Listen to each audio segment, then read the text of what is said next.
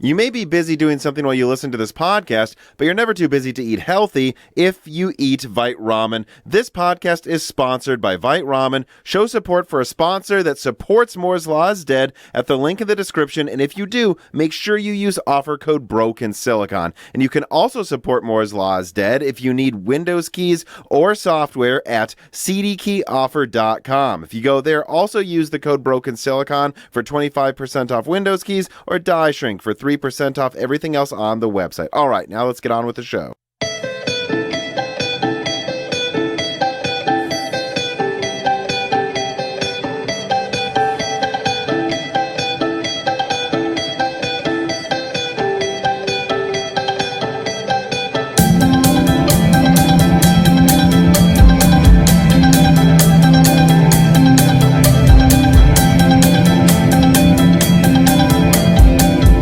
Welcome to Broken Silicon, a gaming hardware podcast. I am your host, Tom, and today I am joined by, well, one of those guests that left such a good impression, if I'm being honest, that he managed to get into the show twice in a year. And the first year you came on it, but you know, it's because there's so many.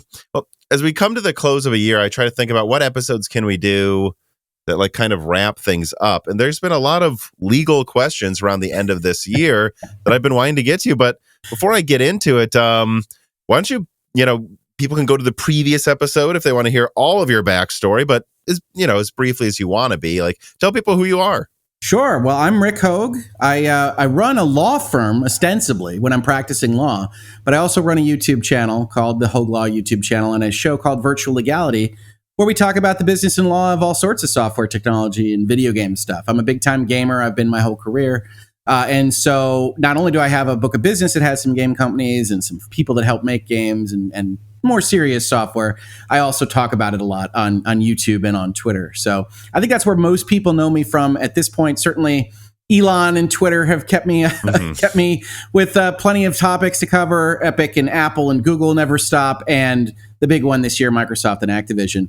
The deal that people think just won't ever close, but I would remind them that they said it would take up to 18 months. When they announced it, they knew there was going to be some regulatory conversations to be had. Yeah, it's funny that I saw that pop up on your YouTube channel about Elon Musk and Twitter. And I was just thinking now, like, if you were to make like a word cloud for like an AI generated title to get lots of opinionated videos out of, Elon Musk buys Twitter was probably a really good way to just generate tons of news. It's absolutely, it's wild times we're living in. Let me say that. It is. Lots of stuff up in the air, especially on the technology side of things, which is a lot of fun for me. When I started the channel, it was always, well, what if news just stops? What if we don't have anything to talk about? That has not proven to be the problem. No, I know what you mean. When I started my YouTube channel, I would try to plan out subjects weeks ahead of time. There'd be, this is when I was new, so I was probably excited to talk about tons of stuff I hadn't yet. But yeah, I would pre-record 3 videos, have them drop during the week, and I was like, oh man, I've got to make sure I've got this ad I got to place in a video in a month. I've got to make sure I've got this planned out. And it just took me 2 years to slowly become comfortable with the idea that there's always going to be something you can talk about. If you need to get an ad in a video, if you're worried, if you're worried there's going to be a week where, you have nothing to talk about, that's never going to happen. So, and you just slowly realize it. That has proven to be the case for me too. It's still a little bit harrowing sometimes if you got a morning and you're like, I really do want to do a video today. I don't know exactly what I'm going to do, but it's a lot of fun. Mm-hmm. All right. So Crass writes in, just like People Camp, they support us on Patreon. He says, not a question, but Rick, I do just want to thank you for the 40 plus video series you've been doing on Microsoft attempts to acquire Activision. It's really nice to see the entire process, all the ups and the downs broken down into digestible chunks that I can regularly find on your channel. And I thought we could start there, even though it really wasn't a planned subject ahead of time. And this has been one of those years where I've paid less attention to console, more to PC, because there's been so much PC hardware news. But I looked around and it seems like there is something going on. And when you came on before, we did talk about both the Nvidia ARM acquisition, which did not go through. Right. And now Microsoft's attempt to buy Activision. What would you say the status is of of that acquisition. Yeah, so when this gets announced in January, we've talked about it before, they give themselves until the middle of next year to get the deal done, which was always a signal that there would be some regulatory investigation.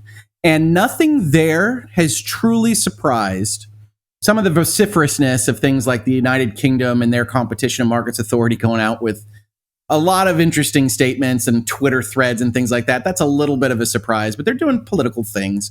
These are all kind of political bodies and agencies, so that's okay.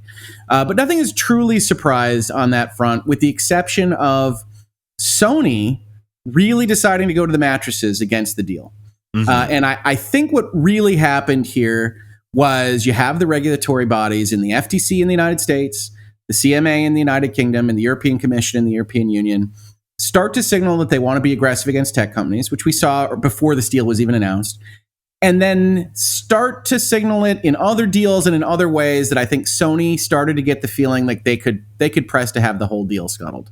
Mm-hmm. And as it turns out, Sony has decided to go all in on that. The most recent statement that we read from them was essentially any purchase of Activision Blizzard King runs the risk of subsuming the entire gaming industry, and it must be by any company, not just Microsoft. That's I believe the last sentence in Sony's conclusion statements to the UK was, unless you want to risk the gaming industry, I'm paraphrasing here, Activision must be independently owned. Mm-hmm. And so Sony went all out, and that's an escalation over the course of like 4 or 5 messages that we were able to watch them in terms of responding to Brazil and then responding to the UK initially, and then again to the UK, and now again to the UK. And so Sony thinks that there's a there. Especially in the UK, right? Yeah, so they've gotten the strongest response from the UK when the UK put forward what we call their phase 1 decision, where they determined that there was probably enough to go into a deeper investigation, which was always to be expected for a $70 billion deal. That is just leagues more expensive and valuable than any industry deal ever in the history of video gaming. Mm-hmm. That it was always going to be expected for them to have in-depth review. The way that they announced it and the adoption of some of Sony's talking points, I think, suggested to Sony and the higher-ups over there that they could take a run at the whole thing. And again, Sony makes 30% of the revenues that Call of Duty makes selling on its console for nothing, give or take. Mm-hmm. They made a PlayStation 5, and Call of Duty sells into that, and they get 30% of the dollars that you or I spend on purchasing or playing or getting battle passes or whatever on the Call of Duty franchise on their console. So they're going to try to defend that. And some of their arguments, I think, are, I use the legal term specious, without merit, hollow. Mm-hmm. But they're very vociferous about them, and I think they're causing Microsoft a little bit of heartburn. And you have the leaks coming out from this weekend at both the Politico article and the Bloomberg article, mm-hmm. talking about the fact that certain people within the FTC think that they're likely to sue to block the deal. That gets a little bit dicey in terms of interpretation, because if you're going to go ask for consents, if you're going to go ask for concessions from Microsoft, you actually have to first find that there's an illegal problem. Generally speaking, that means you're going to draft a complaint. It's just very opaque as to whether we're looking at a legitimate leak that they're likely to sue, whether it's a controlled leak and the FTC is leveraging negotiation points. There's all sorts of points between here and there. But suffice to say, what we can pretty much tell is that the FTC is unlikely to just let it go through, which mm-hmm. I think was basically off the table. I think even the last time we talked about this, when Microsoft was going on its PR tour saying, hey, of course we'd be willing to commit to put Call of Duty on the Sony. We'll be willing to talk about labor commitments. We'll be willing to talk about all these other things, which was really on Microsoft PR tour to say, these are the concessions we'd be willing to negotiate. I thought all of those arguments, and I always do find those types of arguments that companies sometimes make hilarious, because I'm sorry, legally, the question isn't if you'll be nice. The question is if a company should be able to do this in the first place. Yeah. In the future, you might not be nice. Right, like it'd be like giving the president like more powers, and he's like, "But," which now that I'm saying this out loud, we did that, and he's like, "But I'll be good with the powers." Yeah, that's not the issue. The issue is a future president might not be. Yeah, you always get into that conversation with regulatory bodies. I don't want to sit here and say that they're completely unmoored or anything like that, but they are at least trying to expand the traditional interpretation of what antitrust law should be looking at. And so when you talk about these things, the promise I can't give, this is very lawyery, mm-hmm. I know, the promise I can't give to my viewers or listeners or anything else is that I can guarantee you the FTC won't sue, because nothing is stopping crazy, right? Mm-hmm. And you might disagree with that characterization, and I'm not really trying to commit to the FTC being crazy necessarily, but nothing is going to stop them from running it up the flagpole if they want to. I cannot promise you that these 4 commissioners aren't going to say, hey, let's give it a run, right? And so that is always going to be out there, even if I can make 48 videos now in that playlist and say, here are the weaknesses of this particular case. Here's how it wouldn't be a problem in normal parlance. They're defining the markets a little bit weird in order to get to that place. They actually have to find that Game Pass is not a substitute for buying games, that it's its own market. There's a whole bunch of things that don't really line up there, but they could try it. And while I think that's a loser, if Microsoft wants to fight it and send it to court, they could try it. And so we don't know what we don't know as to what they're thinking about in terms of politics. I still would say the most likely outcome is that they are positioning themselves for leverage, that all of the regulators, the 3 that we're most concerned about, UK, Europe, and the United States, are looking to have concessions that relate to things potentially like Game Pass availability or pricing, that relate to things like xCloud and Azure availability or pricing for that availability, things like Game Pass pricing, whatever that might look like, those kinds of things that they might otherwise be worried about and that Microsoft has somewhat signaled that they'd be willing to give. I still think that's the most likely, but I can't promise it. Lawyers can't promise things, unfortunately, people.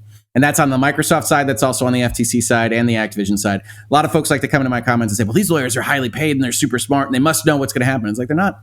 Well, they can't prognosticate. They're also competing against other lawyers. So. They are also really smart, highly paid lawyers. Yeah. And so, no, you always would ever have, if you're thinking about that boardroom conversation at Microsoft HQ back in January, it's like, no, we think we have the better part of it. We don't have a monopoly position in the gaming market. We don't have the leadership position in hardware console sales.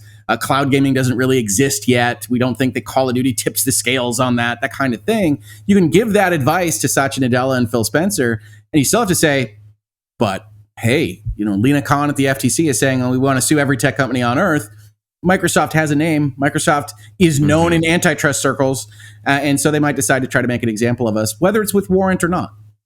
So, yeah, and what I find, one thing that immediately sticks out when you're talking about like Sony going to the UK is when we were talking earlier this year about the Nvidia ARM acquisition, I think I just a switch flipped in my head where I went, oh, I don't think this is going through, when I realized like the EU was also suing, because it's such a time sensitive deal buying a CPU related company. Like if you don't have that IP, if you don't have the patents and all that now, then you can't wait 5-10 years to litigate to get the tech you need. That it'll be outdated by the time you get that. And Samsung, Apple, multiple companies really didn't want Nvidia to get ARM. Yep. And so they would just drag this out. Then they could just waste 5 years litigating in America, then the UK, then Brazil, and like, I think that there's less of a time sensitivity to a video game company. There is. There's no question. But still, once you see that Sony's like, oh, okay, well, now we're going to bet on Brazil, I don't know. That's where you start seeing the huge weakness of any of these mega acquisitions if you actually have an enemy on the other side. Right. Well, it is notable that unlike Nvidia ARM, which I would argue was a much stronger potential case, I mean, I think we talked about a little bit when I was last here that Nvidia, they had offered certain concessions about what they were going to do with ARM and things like that were just not bought at the federal level here. But there were kind of a lot of companies that said this could be a big problem for us, and the pipeline for our inputs and design aspects and things like that. Realistically here, it's only Sony. Every other publisher has either been neutral or kind of milquetoast about the thing. Google is in there fighting for Sony as well. But Google is essentially tainted, not a terribly useful ally when talking about antitrust regulators. They've got their own issues. They got their own stuff going on. And so Google coming to Sony's defense is not super strong. Even the Politico article says, well, Google, that's not... Yeah, if you have like more like companies that were known to just do their own thing and keep doing their own thing on Sony's side, that'd be good. But once you have Google against Microsoft, there's a lot of regulators that would go, just it seems like two giants mad at each other. Just the meteor hit them. Yeah, no, it is exactly that. And I do think Sony is... I don't necessarily blame them. Corporate lawyer, right? So I give these folks a little bit of leeway that maybe some others on the internet don't. But I don't necessarily blame Sony for what I argue are pretty specious arguments because they think that they've got something there with the regulators.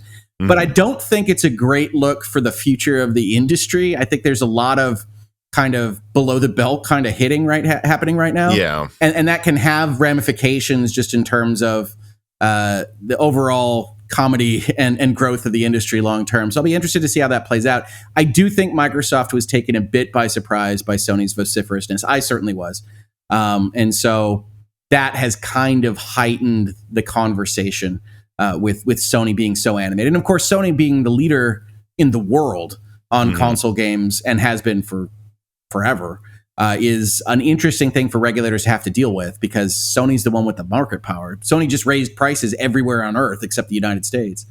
Right. I was going to say, like, the letter of the word, exactly what's being said, is really fascinating for me on this one, because Sony makes the argument no one can own Activision. And it's like, oh, okay, well, then what's the minimum? What is it? A 10 billion? Like, what size can someone own EA? They're smaller than Act. Like, where do we go where you can buy Bungie, but you can't buy we know this. Buying Bungie is okay to Sony, right? Right. We know buying exclusives is okay to Sony. This is where I get into trouble on my channel. I say, oh, you're just a Sony hater. It's like, I mostly play Sony. It's the funniest thing in the world. I'm a corporate transactions guy with experience in antitrust mergers, and I'm looking at it going, I don't want this to be the standard on which transactions are judged. Some of the stuff I see coming from the FTC and the Sony arguments is like, I don't think this should be where regulators come in and pound on the table on some of this stuff. So that's really me looking at it from a transactions perspective. But I look at this deal and say, I think it should go through. I think it would go through pretty cleanly in other eras. And I'm not sure what happens if it gets blocked. I don't know what happens to Activision. Because, like, what's the letter of the word if they block it? Do they say you can't own a company this big, or do they say you can't own a company because of this reason? And will that undo a bunch of other acquisitions? So that's not really how it works. It could be like read into that happening in the future, like they might go after this next or whatever. Right, because it's not like a Supreme Court thing, I guess. Yeah. No, it's not like they make a decision and like other things fall apart. It's just like the logic could lead you there. But the interesting thing with regulators is that logic might lead you there, but you can generally always differentiate a deal, right? You say, well, okay, you're going to block this. Should you not block Take-Two purchasing Zynga? For instance, you say, no, it's different because what's 12 billion instead of 69 billion? There's a difference. But for X, Y, and Z, it's mobile, it's not mobile. Whatever you want to do, if you want to distinguish, a regulator can, right? We can always distinguish two circumstances and say, here are the differences. And those are important for some. And because it's inherently political, a future person in charge would say, well, I think that also this new one is different, even though there's the mobile thing, but there's this other new thing, and that's why I have decided on my own that this one shouldn't go through. And the trickiest thing there is you don't want to be in the business, whatever political side you are on, of having the regulators pick a winner or loser in an industry, because that does tend to maximize inefficiencies. It does limit possibilities for transactions. Even though I can look at somebody and say, well, Rick, I'm not really happy with consolidation in video games. I'm a little worried about it. I can sit there and agree with you. I tell folks, people say, oh, you're just a Microsoft fan. It's like, I'm a fan of getting deals done on the letter of the law. I'm not sure that them owning Call of Duty is a good thing. I am still concerned that Microsoft isn't exactly churning out hits with all these developers that they've purchased. So I still want to see them get that ball rolling. I'm optimistic, but I just think that the deal should go through, because I don't think there's a strong argument that this substantially lessens competition in a real market, video game distribution and publishing. So Timo H writes in, he says, hi, Tom and Richard. I saw a recent video wherein Richard suggested that the MS Activision Blizzard deal could still be blocked by the FTC. How likely is that at this point, almost a year into the process? Because to me, it seems like the Xbox team has just started planning their operations like the deal went through already. And I think that's kind of the part I wanted to focus on as well. Like, number one, how likely do you think it is to go through at this point? I actually have a follow-up on that too. And then number two, just, is there any reason Xbox wouldn't be acting like this is going to go through from the beginning anyways? Or do you think that is just a evidence that they really didn't expect there to be much issue? I think they expected how things are going right now, with the exception of Sony. You always were going to have some pushback from Europe. Europe looks at a tech combination and says no as kind of a starting position, and it's going to be a little bit more frictionful. And you need Europe. You can't just have the deal without Europe. Wait, so that was my follow-up, though. What happens, and I assume they wouldn't let this happen, Europe's huge, but like, let's say the UK. Let's say the UK blocks it, no one else does. Yeah. I don't think they do this, but what would they do if they decided to go, okay, not the UK? They just have to pull all Microsoft business out of the UK, or how does that? What would happen? Yeah, it depends on what the United Kingdom would actually ask there. The problem is, of course, Microsoft isn't just a gaming company. They aren't just selling Xboxes. They sell Windows, for instance. So because that'd be crazy, right? If the UK threatened, you can't sell Microsoft products or do business in the UK or any of our territories. And then what would happen if Microsoft said, we call your bluff? Sure, tell everyone to turn their laptops in. Yeah, so the UK is probably too big for that. But if we think about something like New Zealand deciding to just be the only one that stops them, then Microsoft probably says, all right, well, then we're not going to service your jurisdiction.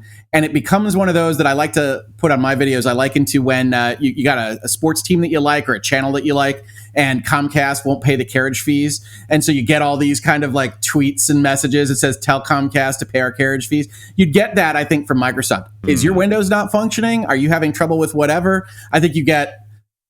tell the regulators to let us in because this is silly to be fighting over enterprise software on this stuff. You can also get splits and allowances and things like that. But in general, what Microsoft is doing right now, in all likelihood behind the scenes, is that they're looking at the US, they're looking at the EU, and they're looking at the UK and saying, okay, these guys have decided they're probably likely to ask for concessions, at minimum, if they're not going to sue to block. We need to synchronize those. We're a multinational corporation. We want to make sure that we don't have to have one kind of Xbox in this jurisdiction and one over here, or Game Pass has to have these loops and things like that. So the big process where the lawyers get paid the money here is, okay, we have to craft concession documents that our company can live with on a business level and don't require kind of unique solution sets when you cross international lines. And so it looks like that's part of the process right now. And then it just really comes down to whether one of these regulators, or more than one, decide that they just want to push it. We're not even going to accept concessions. Let's just block the thing. And then you get into questions of, all right, why? What are you hoping to achieve? And as you rightly say, it's a political kind of consideration. They're executive branch agencies here in the United States, the equivalent in Europe and the United Kingdom. And are you going to take more heat than not for not allowing this? They have a lot of cover, the FTC does, because for the most part, people don't like tech companies. Like on the top end headline, right? It's like, oh, you stop Microsoft from getting bigger. Oh, okay. That's not the hardest sell in the world. Yeah, it's I don't know if you remember the Pepsi Harrier jet thing. I was watching a documentary series that's on Netflix right now about Pepsi basically promised that you would get a Harrier jet if you drank enough Pepsi for points. Yeah. And that's where the argument came. What was fascinating is Pepsi countersued the people suing who tried to get the Harrier jet in New York because they knew they'd be favorable in New York if the lawsuit was there. It's a corporate type jurisdiction. And then additionally, they tried as hard as they could to get to a judge ruling because they were like, if we go to a jury, we're just going to lose. You ask anyone on the street, do you want to limit false advertising? Doesn't matter who. They're just gonna say, just give the kid a jet, screw Pepsi, or whatever, the $30 million. You make me decide. I'm like, I don't care about Pepsi, give him a jet. And for some behind the scenes stuff, right? So I negotiate contracts for a living. If you've got a big client, you got a big corporation, one of the things you negotiate is for a waiver of a jury trial. Is that it is a well-known kind of psychological notion that if it's going to be a little guy versus a big guy, you don't want that going to a jury.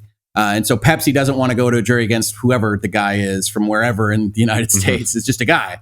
So you don't want to send that to a jury because that's always going to be like, well, what does Pepsi care? Give them $30 million or whatever it is. That's about what a Harrier jet's worth. Yeah. Hey, there you go. And so that's one of those that's really interesting. Yeah. The Harrier jet is actually a model that was used in my law school career. So it must be really old. It must be like the 90s. Is that an offer and acceptance, right? In order to have a contract or a commitment, you have to have an offer and you have to have something that can be accepted. And it was some huge number of points or whatever on their program.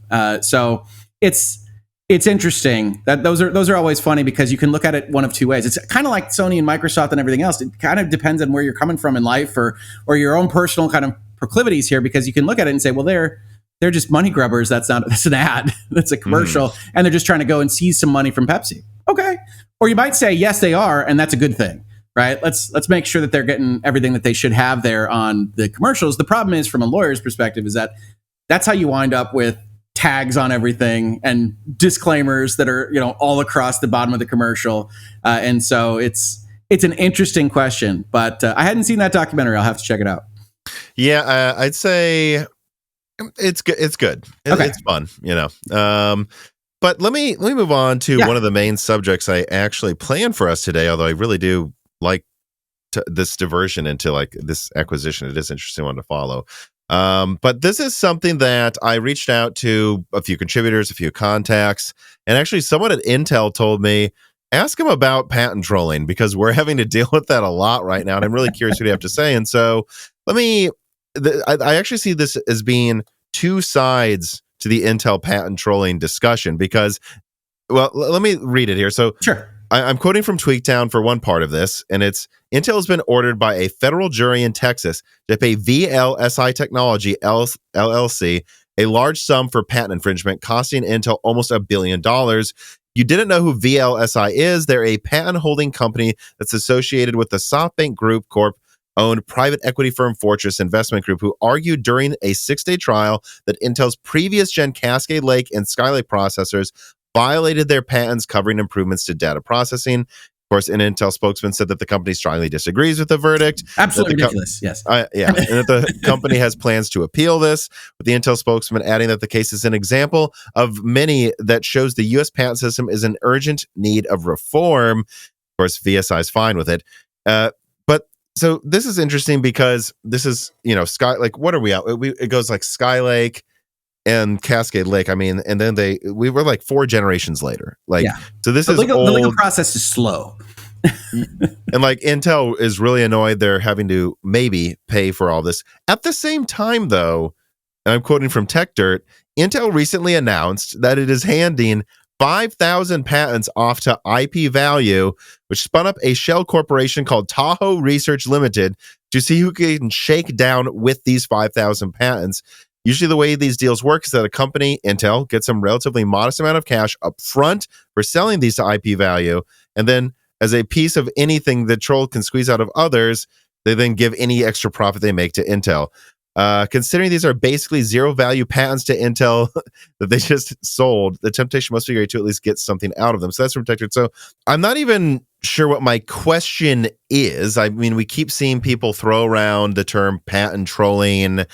I didn't realize, what were they called? There was one term I wrote down that I thought was absolutely hilarious. I think the company called themselves like a corporate aggregator or something like, but okay, so I guess my first question, I'm not crazy, right? Intel's just a giant hypocrite here complaining as they hand 5,000 patents to trolls, right? Well, I'm sure Intel would tell you that all of their patents are legitimate and they just don't have the resources to police their usage, and that this is all a perfectly functioning, efficient economic deal. But everybody else is trolls and only serve to hurt their company. I mean, you could always self-rationalize on that basis, right? But I do think the patent world and technology in particular has had this issue for a long time, which is that I just to give the full disclaimer, right? I'm not a patent lawyer. Law is divided into specialties, and I do transactions in general. I know enough to be dangerous when dealing with specific intellectual property type questions because they appear in my licenses and my contracts and whatnot. But when we get into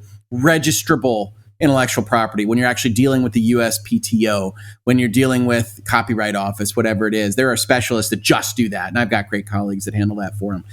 But certainly in terms of what my clients deal with and what I have seen is that there does appear to be at least a time in the past, and maybe still a time continuing today, where what was registered, especially on the part of software and technology companies, were very broad patents. Right. And it was that breadth that I see as the real problem here. So one thing I think you could be looking for is some kind of process that's built into the law that says, okay, especially for stuff that's X amount of years old, we're going to take another look-see if somebody tries to bring an infringement complaint. That the USPTO has been working to make sure that in methodology type patents, when you're talking about process, that we're a little bit more careful as a country to make sure that those are specific enough that they aren't grabbing a lot of extra things that they shouldn't be grabbing. And so I think you do see Congress. This is an episode here where it's going to be like, well, how cynical is Rick about antitrust regulatory bodies and Congress and the legislature in general? The answer is I deal enough with these third parties that I'm at least a little bit cynical. That Congress talks enough about, hey, we need to fix these things, that I'm not sure that it'll ever happen. But I think when you're talking about a company like Intel, when you're talking about any company that has a large R&D division, we don't have to limit this to Intel. They're going to have a collection of patents, right? Because the proper process is we don't know if it'll be useful for anything ever, but let's go try to make sure it's protected if we can get it registered.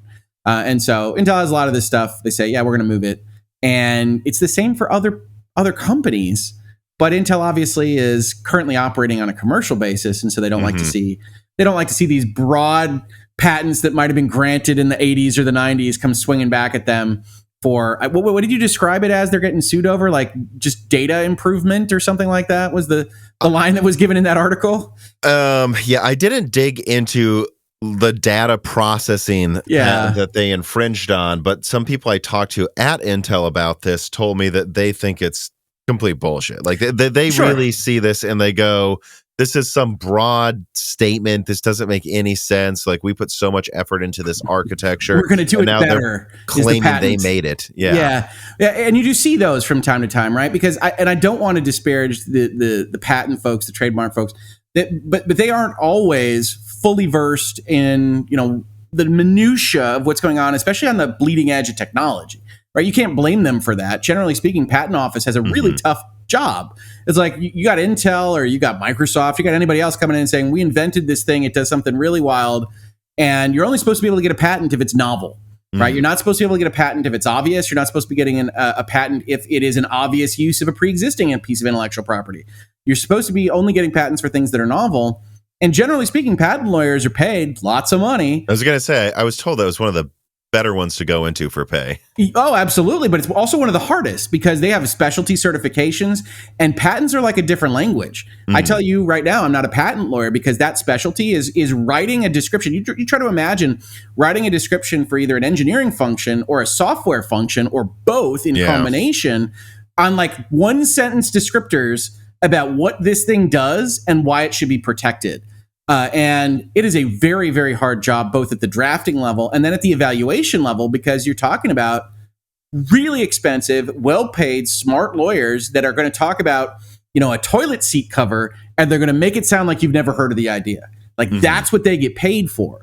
And so it has taken a long time for the USPTO to even get to a place where they're like, okay, we need to be careful about method and software. And I think that happened a while ago at this point, and it's still happening. But you think it is improving. It is getting better. They know there's a problem. As someone that doesn't register patents, my understanding from my colleagues and the folks that I generally talk to is that it is better on the one hand when we talk about trolls. It's often worse for like my client companies as they're trying to get something protected. Right. So it's harder. Right. It's a narrower, it's a more tricky thing to get done, and it's an expensive process. So you also have that kind of resource management issue, which is like Intel can afford whatever on filing for patents and doing those kinds of things. Little startup in Ann Arbor, Michigan is like, it's going to cost what? And that's a part of this process as well. So I definitely think you highlight these two articles to point out, isn't this hypocrisy? Yeah, to some extent, but I guarantee you their spokesperson or their internal business person can say, but our patents are real. Our patents are, we went and we spent the money to research and develop those things. And if they can go make money at a certain level, right? My background is economics before law. It's like, okay, if they are actually valuable and people are taking advantage of that, there's a certain usefulness in saying having a specialty economic actor that says, well, we'll go check for them. But certainly, yeah, that can go too far. Like anything in life, that can go too far. And I do think that you could look at reforms that say, let's take a look at what that judge in the 70s thought about microcomputing. Shall we? Let's look at it again. Although this fall has been insanely busy for most members of the Moore's Law is Dead team, there's one team member who's been allowed to take it quite easy recently. And, well, unless you're Reese, unless you're just a dog chilling on a fall afternoon, you could probably benefit from as little wasted time as possible. And you should probably then try Vite Ramen. Vite Ramen is a delicious American-crafted source of protein and nutrients that takes minutes to make without sacrificing taste. This includes their classic packages that make it easy to add protein and other ingredients of your choice while cooking, and their new Ramen Go packages that offer a healthy microwavable option for those who truly only have a 15-minute lunch break, whether you're back back in the office now or still just working from home, Vite Ramen, you'll never be too busy to eat. And if you click the link in the description and use the offer code BrokenSilicon, you can save 10% off a variety of different products, including special bundles for Moore's Law Said fans, raw nudes if you want to make up your own recipes, and the Vite Go packages as well, and other cooking utensils and products. Whatever you'd prefer, using these offer codes really helps support Moore's Law is Dead tremendously, and it gets you a good deal on a healthy, fast to make, and tasty, reliable sponsor of Moore's Law is Dead. Try Vite Ramen today. Well, so, yeah, on that note, QH Freddy writes in and he says, in general, though, who benefits from patent trolling? Is there any incentive for regulators to control or restrict it in any matter? And I think, is it really helping anyone, though, for Intel to do this? For them to do this to Intel? Because this reminds me of, there was copyright farms, like right when I got into YouTube, Sure. where these companies would just look for ways to copyright strike someone. And the way YouTube fixed it is they removed the profit incentive. Yeah. And these companies just like almost all died overnight. And now you're not going to get copyright striked. It's very hard to now on YouTube. And I think it should be, because I don't see how this helped. It got people mad at artists. It got artists mad that people were unknowing to them fighting little YouTubers who used 2 seconds of their music accidentally. Yeah. Well, music still has that fight, right? Certainly as a fellow person on YouTube, you get into those situations where music is one of those where you're especially careful.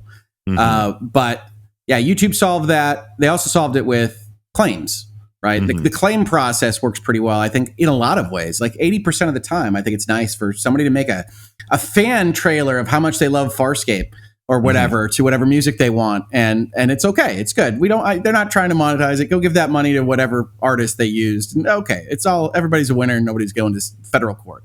Mm-hmm. But it can go too far, obviously, because you get claims on things. When, my colleagues in the legal when you have sphere, a farm that's job is to just pester people for like cents.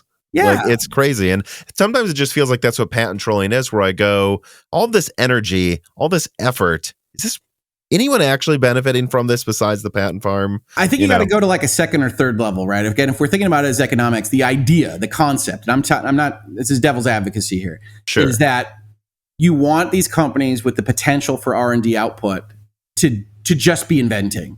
And you don't want to disincentivize that. And if they can't, at some level, if they can't recoup their costs, then they're going to be on the margins disincentivized from it at some level, right? Now, this stuff is old. They weren't using it. It was in the vault. It was getting dusty, and maybe not. And you could have a law that talks about transferability, right? Is that a good law? I don't know. You'd have to look at the details, because there are efficiencies in saying, well, Intel isn't in the business of policing patents and knowing what some chip maker in some country somewhere is doing and whether or not they should have to pay Intel for it. And there is value to potentially having a more economically efficient solution there. But is there a value overall? I think there's a value to intellectual property. Some people in my comments would disagree. And if you think there's a value to that at all, there's probably a value in being able to police it and move it. Can there be limits on that? Age, double checks. The initial issuance is really where you curb that a little bit, is you say, okay, people in the USPTO or any patent or trademark office don't just grant super broad patents on things like we improve data.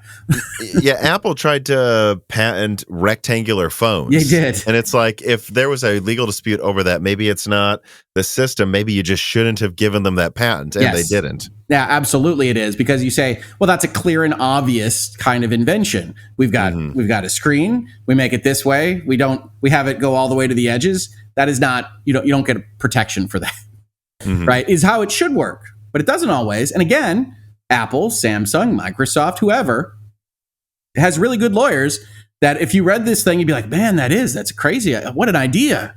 So the way they frame it, I'm sure the patent wouldn't just be we made rectangles. It would be something else in the title. It would be 17 pages. It would be 144 claims. And you'd be like, yeah, I think at least some of those are legitimate. You'd be like, wait, what are we talking about? It's just beveled edges on a, all right. Okay. And so I do have some sympathy for that, because if you've ever seen a patent at all in your life, they're ridiculous documents. That is some actual magical spell incantation stuff. It is as close as we get to, you have to say these 3 words and out pops a patent. that we have in law. And so I have a great deal of respect for those people. They earn their money, but I also have a great deal of respect for the PTO. And so I think what you're looking at is you need a legislative function to say, what is it that we want? Where do we think the value lives? And that's an actual policy conversation between these parties. But as far as Intel goes, I take a pretty lenient stance towards, if that's the way the system is, you go participate in the system. Right? You can, on one end of your mouth, you could say this is unfair, and on the other, you could say, well, if this is how it is, this is how it is. We got to play the game. And so, again, corporate lawyer. And so I look at that and say, okay, yeah, I get how Intel got there, and I also get how people can claim they're hypocrites because they're right. Right, because let me see here. So they've been litigating this, for a very long time. The one that's making Intel possibly pay $1 billion. The wheels of justice. And then you look. This year, they decided to start litigating other people themselves. And who knows if maybe they realize, we might actually lose this. Well, if we're going to lose this, we might as well make money back with our patents. Because if anyone thinks they can sue us for a patent, you guys haven't seen anything yet. We're the people who invented USB. Are you ready for some patent trolling? Yeah. We're Intel. We got some patents in the back room if that's going to be what's effective for us. And also, we make fun of them saying, this is outrageous and we're going to appeal. That they could easily have some success with that. When you talk about, jury damages and verdicts of that type, there's a lot of success in appealing those kinds of things. Okay, so I want to move on to another Intel-related subject here, keeping with the blue lighting. This is one of those things where I feel like I already know the overall answer. Like, Intel is very careful how they talk about when they launch products, what their products look like, if they launch, in quotes, on time. Well, technically, this isn't a quarter because we had it sold to one guy in, Bolivia or something. I understand that Intel is very careful about how they say things and do things so that they don't quite technically lie. But when it comes to the Alchemist, the Intel Xe releases, that means even if I know Intel might technically not have lied to their shareholders, I want to know where that line is. And so I sent you a ton of links, but just to go back and summarize, maybe just for everyone listening too, this whole Xe release saga.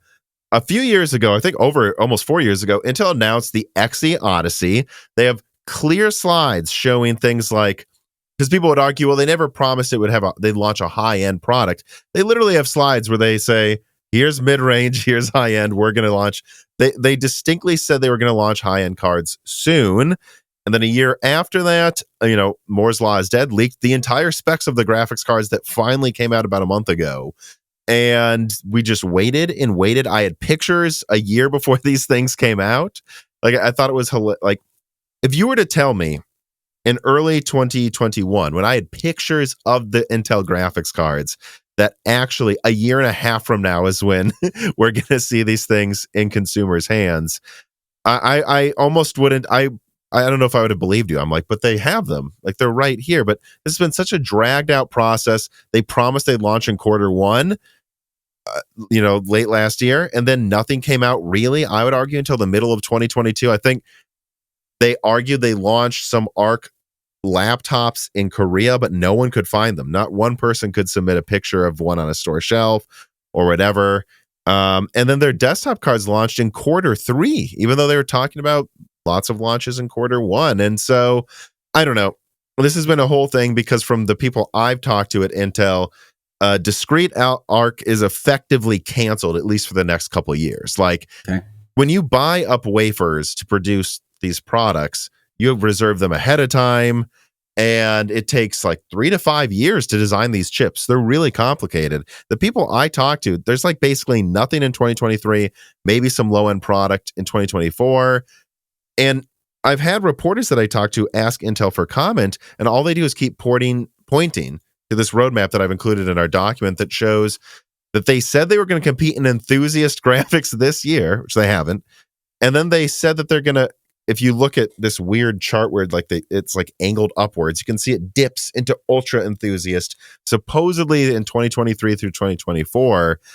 And from what I'm hearing, they just they've canceled the chips that would be able to compete in ultra enthusiast already. So I'm kind of rambling at a certain point here, but could someone argue that Intel lied to investors? They said they were going to compete in enthusiast. In fact, they kind of said they were going to compete in enthusiast in 2021. What they launched is something late 2022 that is failing to compete with AMD and Nvidia's low-end cards from 2021 technically, but generations that started in 2020. So this is, I don't know how you can argue you're an enthusiast when, they can't even compete with like a 3070. Nvidia's just launched the 4090 and 4080. Did they lie to investors, or why could they easily argue they didn't? Yeah, so lie is a statement of intentionality, right? Okay. So that's the very first kind of hurdle you have to jump over, which is a lie at its baseline level. The easiest way to prove it is we know what we are about to present is false, and we present it anyway. So certainly if I'm Intel and I'm thinking about this, I'm just imagining the way this goes. You say there's an announcement in 2019. The most obvious thing that jumps out from a legal perspective is, well, there was a pandemic and there was supply and there was fabrication and there was logistics and stuff that happens in between that. Don't know whether it impacted them directly. Yeah. Don't know how much. I'm not sitting in that room. I'm not looking at their internal business documents, but it's easy enough to say, oh yeah, in 2019, we thought this was all on down. The world changed. And maybe we didn't handle it well. Maybe we didn't recover properly. Maybe other people got in front of us for fabrication. Maybe our design sucked. I don't know. But that 2019 year jumps out at me as potentially presenting problems for a lot of folks that want to bring kind of a shareholder class action or something, which is that a lot of stuff that we were looking at as the world wasn't the world for 2020 and 2021. So you get a little bit of leeway there from a legal perspective because you have to have that intentionality. Now, as part of talking to investors, lying also includes omissions of material facts that might make things more clear, right? So if you're looking at a presentation that says X and X is true, that kind of technically accurate is the best kind of accurate meme, right? Well, maybe not when you're talking about stockholder-facing statements, because you're not allowed to lie, certainly on that kind of intentional basis. You're also not allowed to forget, well, but we actually mean it isn't going to be enthusiast, or it's going to be something different. And you could start to get into a situation where, bare minimum, if you want to bring a class action because of value and you think the directors have lied in some kind of statement, you could potentially get past that summary dismissal stage, which is what's important, and you get into discovery, and then maybe you find emails where you got some director somewhere saying, can we actually hit this? No, but they don't know that. This is what you're looking for, right, out of that process. But from afar, not sitting in those rooms, the concerns that I would have are that they're almost certainly going to have the disclaimers that you want to have on their stockholder-facing statements. If you've not ever seen these, they will have a section called forward-looking statements. And it will basically say, this is to the best of our knowledge what we think is going to happen in the future, but we aren't prognostication folks. We can't predict all future events.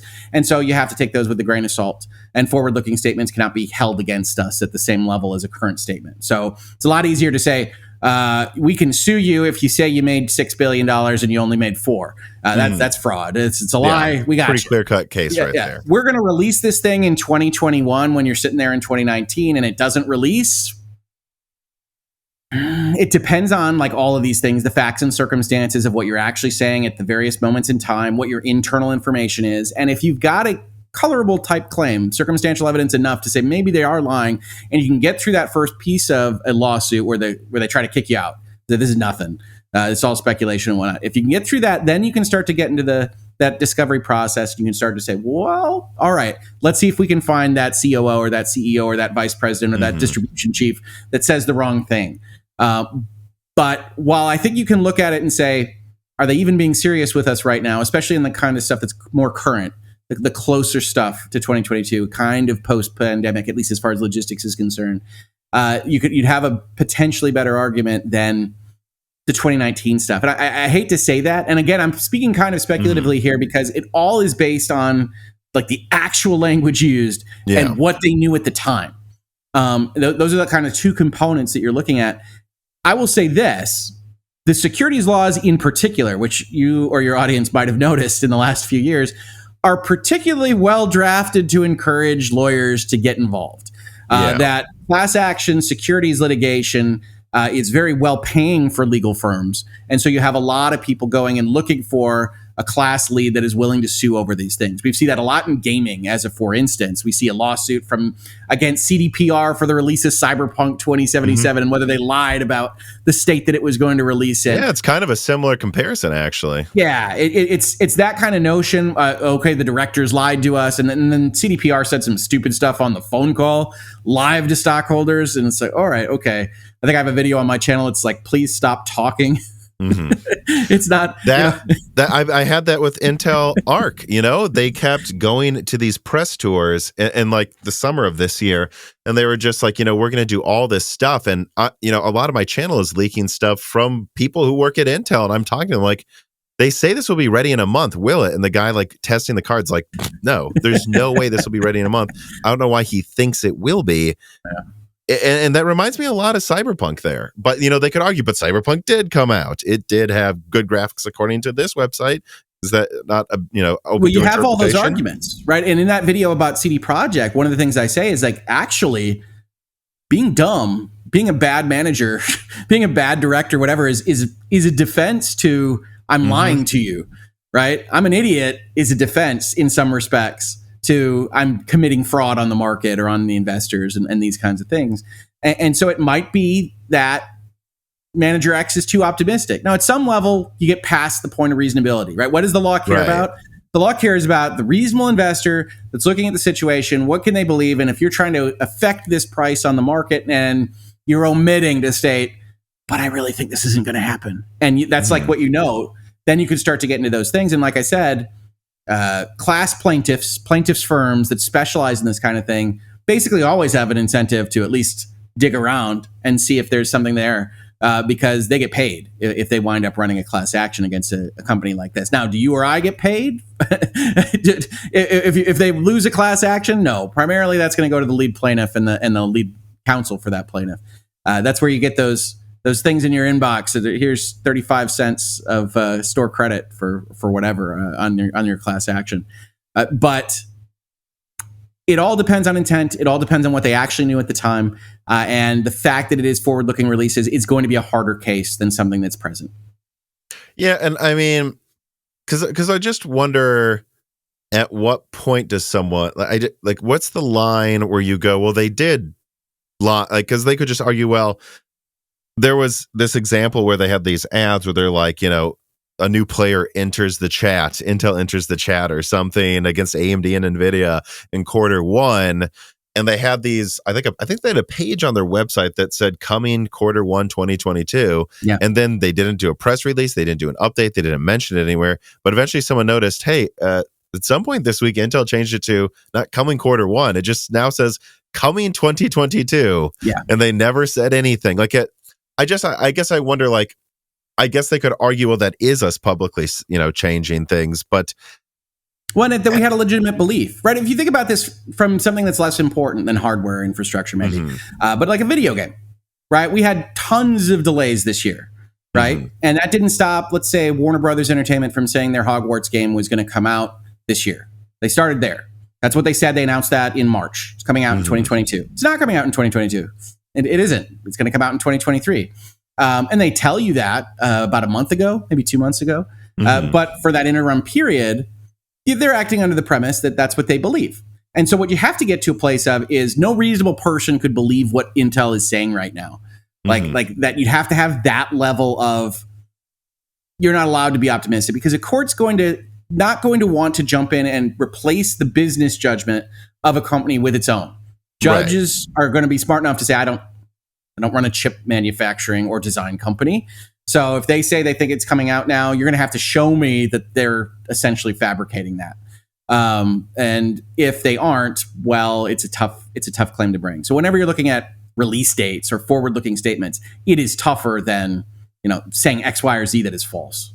Right. Because, okay, so that gets interesting, or that makes me think about this pretty clearly then. Because, they changed what they were saying every few months. All of a sudden, now we're saying it's not enthusiast, although we're still using this old chart that said it was going to be. Yep. We're saying it's going to be for, serious gamers, not enthusiasts, but serious gamers or something like that. And then they go, Oh, and okay, well, it's going to be on shelves. I remember that was one thing I got right where I said, they said on shelves Q1. That doesn't mean for sale. That means they have to have been on a shelf and then they could go on sale in April or something, which is what happened. And I just laughed. I couldn't believe the pedantic nature of some of this wording. And that's the kind of thing I think you could lose, right? If a reasonable person thinks that's for sale, and I think they could, absolutely, that is the kind of thing where you could get yourself in trouble.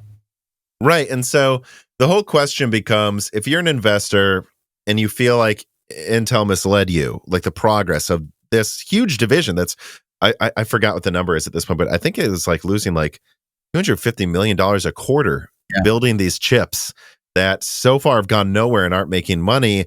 You would sue if you think there's going to be a memo that says, hey, we have to keep acting like this is going forward, even though we know it won't, because there's a lot of optimism in 2021 around these products. But somewhere around January, everyone I talked to started saying, no optimism, this thing's not ready, it's going to be a disaster.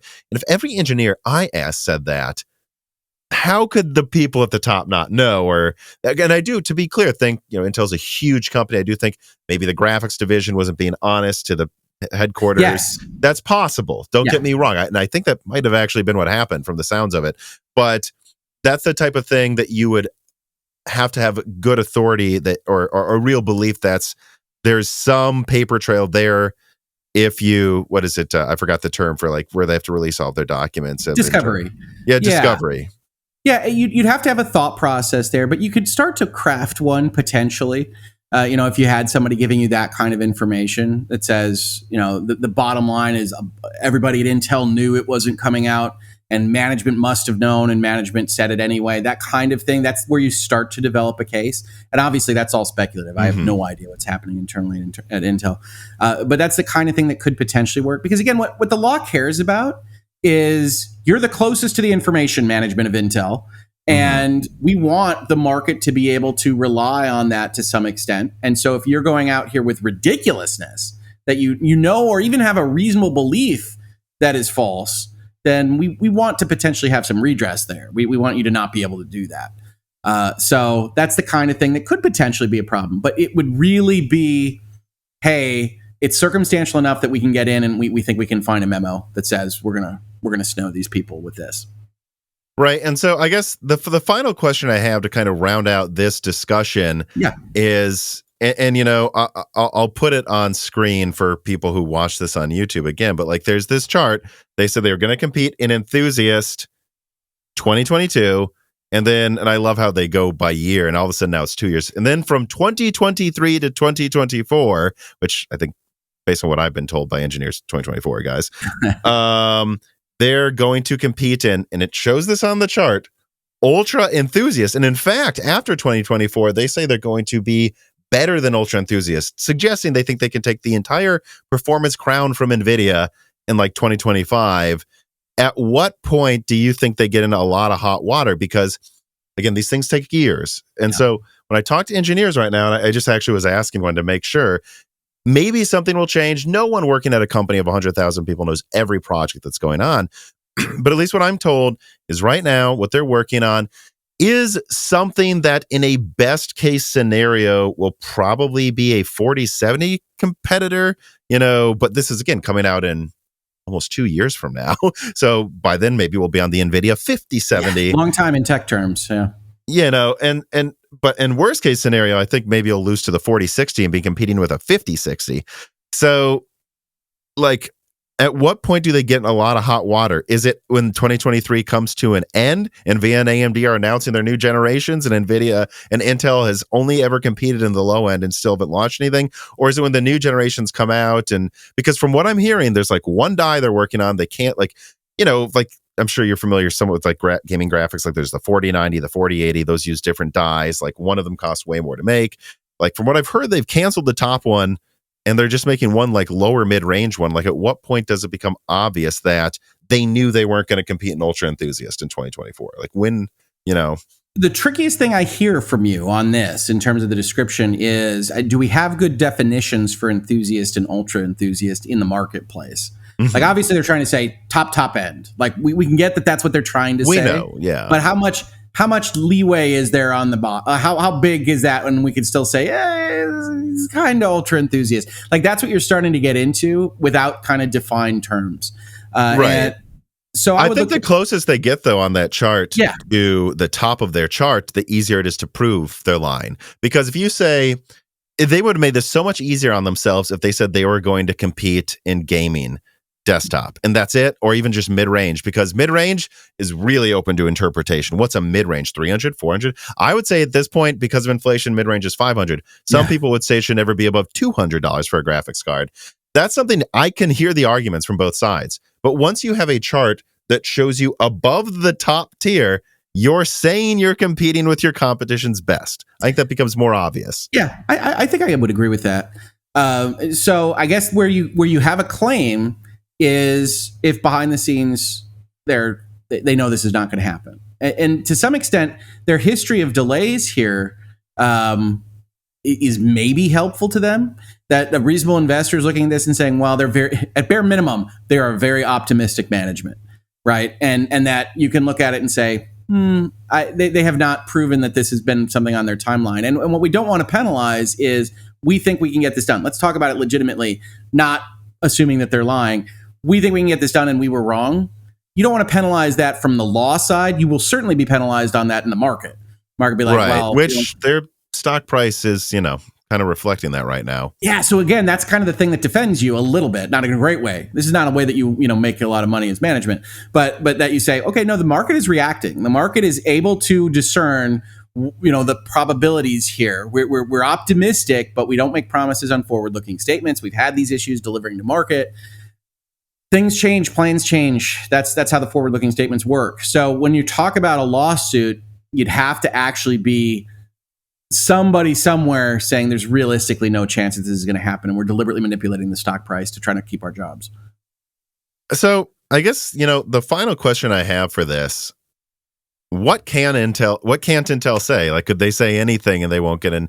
And again, to say they won't get in trouble. Oh, no, they're getting punished in the stock market, although pretty much everyone is now, but they are extra hard, it feels like. What can't they say? Could they have said, I'm assuming you'd say probably not. They couldn't say we're going to conquer gaming, we're going to have the best card, and they launch something that's low end. Is that illegal? Maybe not. Or, you know what I mean by that? This is where I get in a lot. People really love lawyers, right? If you say something like we're going to have the best card, that's what we would traditionally call puffery. That's language that is ours is going to be the keenest, the neatest card ever. The neatest, the coolest, not necessarily strongest. Yeah, very very kid facing.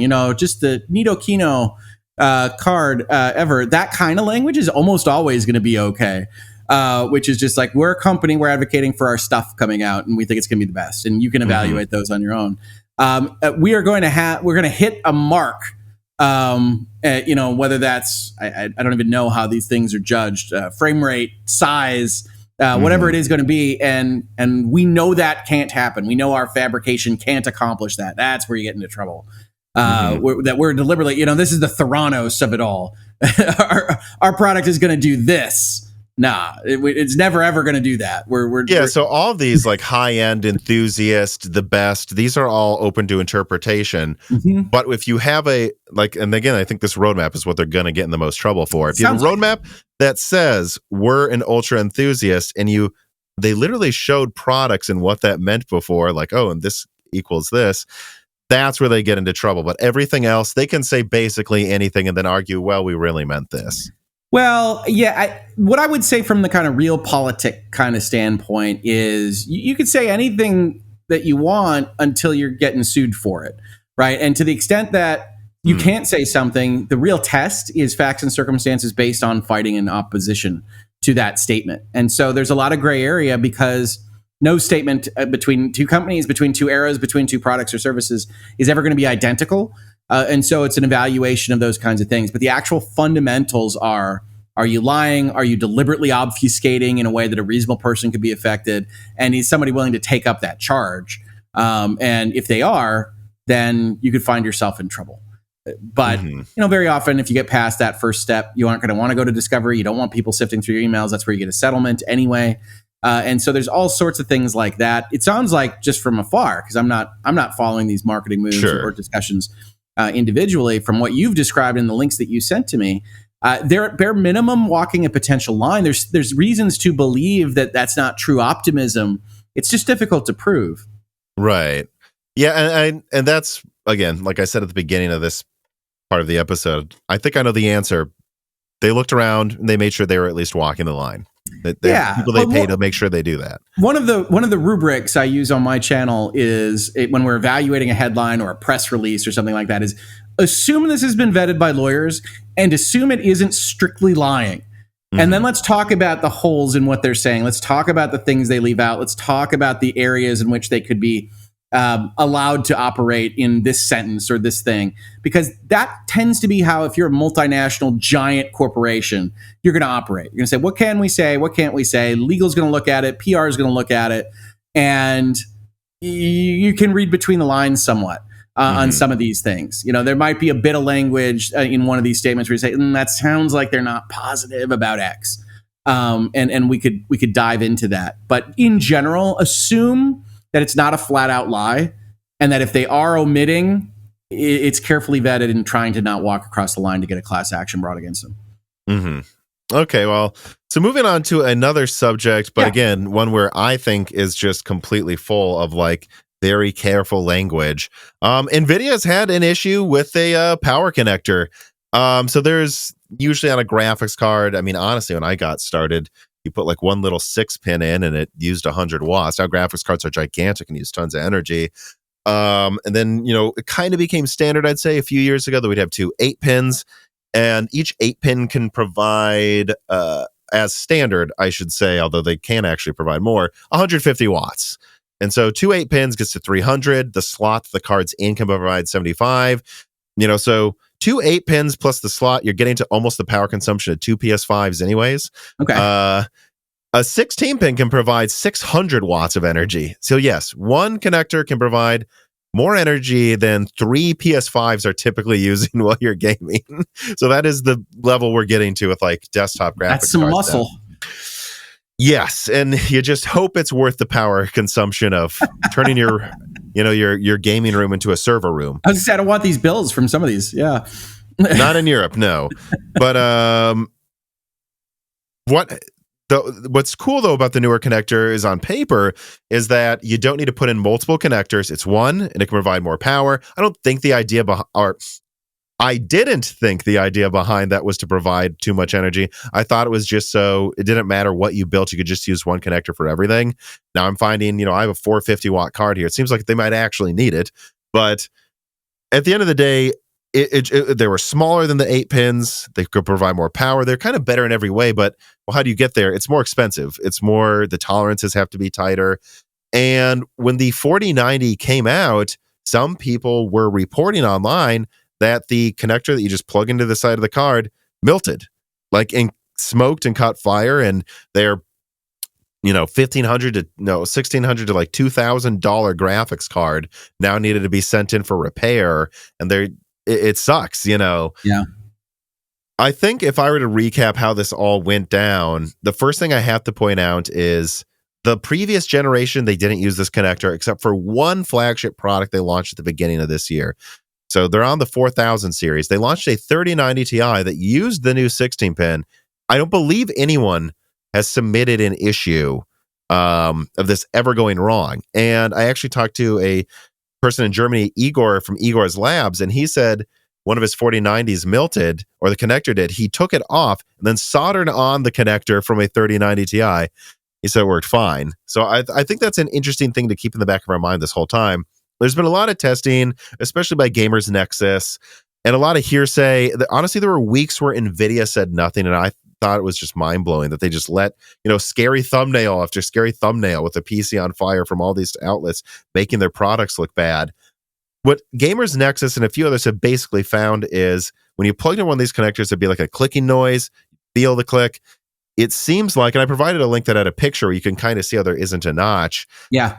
There isn't. And I didn't hear one either. I plugged in this 4090 and I was sure I plugged it in enough, but there was no satisfying click. It just was kind of like a firm and then it stopped moving.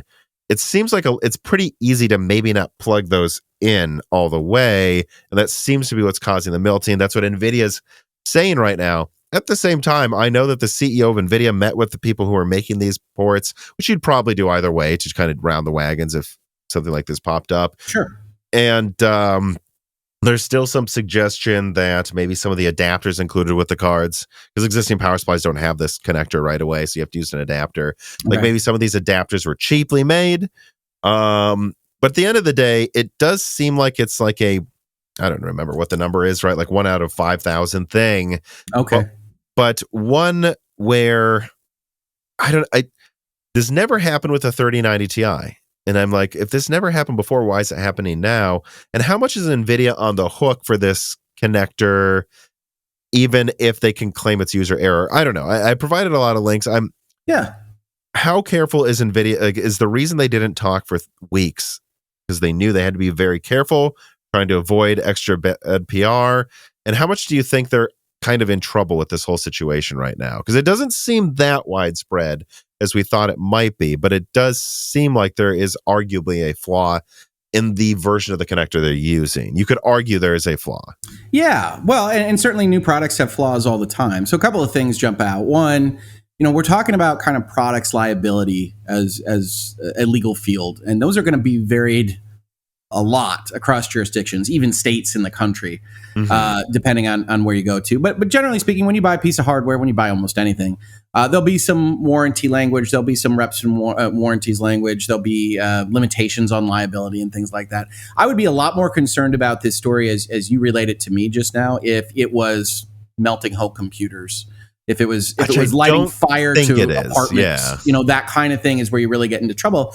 Because in general, you can write your reps and warranties to say what I would call probably no consequential damage, that we don't have liability for other terribly bad things. And you can see this sometimes in like the Sony PlayStation 5 hardware document. If it lights fire to your living room, sorry, we're not going to pay for that. That kind of stuff. And that often doesn't necessarily work because there are equitable considerations that every jurisdiction has. It says, no. If you bought a PlayStation 5 and it burned your house down, we're going to talk about your design. We're going to talk about how that happened. We're going to talk about these various things. And so I always try to caution people. I say, look, in the United States, contract is pretty sacrosanct. Companies are allowed to write almost whatever they want. But there are instances where it's like, no, you didn't buy the PlayStation 5 understanding that there was a possibility your house would burn down. So if you were saying like these things burned computers out, which are obviously places where people spend a lot of money and a lot of investment, I would be really worried about that.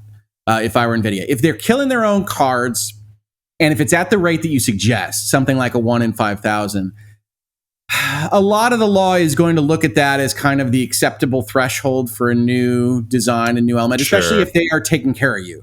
If Nvidia is saying, all right, you send it in, you get it back. Nobody likes that. 90 days, whatever, more. Nobody likes that. You were excited about your card. You're going to just play super high-end Witcher 3, whatever it is you're going to do with this thing. And you're going to play this and you don't get to. Nobody likes that. But in general, we've had kind of cascade failures and things in products liability land that are significantly worse than that. And what the law is most worried about is it kills you, or it just destroys ancillary investments, or the company just refuses. The company says, well, we wrote right here, we don't have to do anything. Sorry about that $2,000. Which, they're agreeing to repair them. Yeah, so that's the first thing a company does, right? That's the very first thing a company does. You look at things, again, in my space, where it's like the Nintendo Switch Joy-Cons basically only work for 5 minutes and then completely start doing weird things all the time. And Nintendo first says, no, they don't. And then Nintendo says, we'll take all your Joy-Cons. We'll try to make it better. Now, are they better when you get them back? Reasonable minds can differ.